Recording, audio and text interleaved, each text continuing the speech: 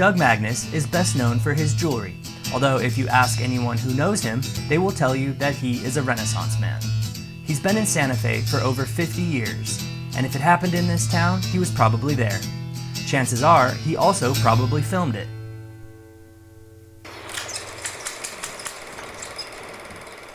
Doug first got to Santa Fe in 1968.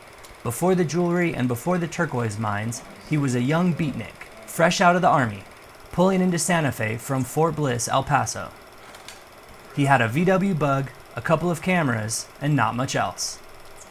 He immediately set out to film everything, both in traditional photography as well as 8mm movie clips. Today, his archive is legendary.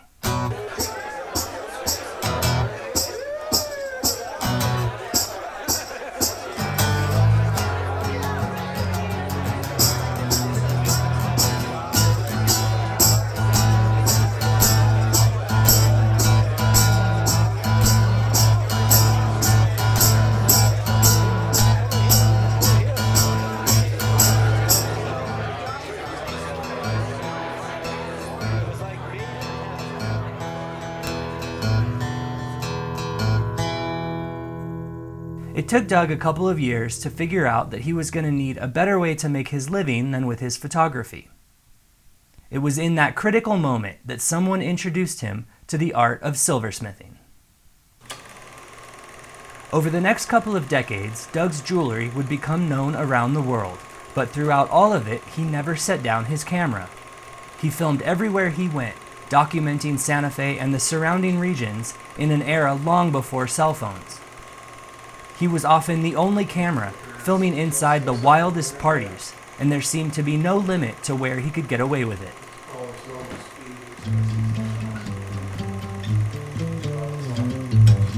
As Doug continued his adventures, it became apparent that he could make friends with just about literally everyone. And as the 70s wore on, it also became apparent that Santa Fe was facing some serious cultural changes.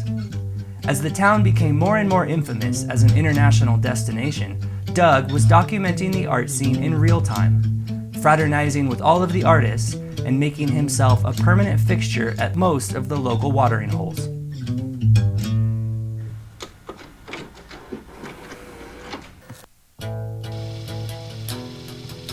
As Doug's friendships continued to evolve, so too did the city of Santa Fe. And before anyone could even really tell what had happened, there were the movie stars. The Santa Fe Film Festival first came to town in 1981, and it was part of a larger wave of national publicity that would propel Santa Fe to a level not yet seen before. And by the late 80s, Santa Fe had officially become the city forever changed. Hi dear,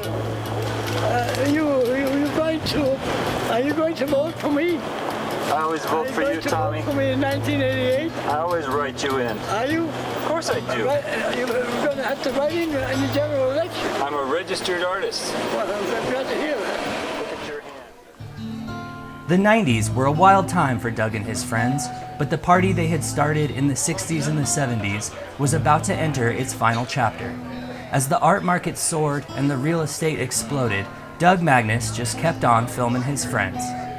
And if you see him out there running around Santa Fe, he will probably greet you with a big warm smile and a camera pointed right in your face.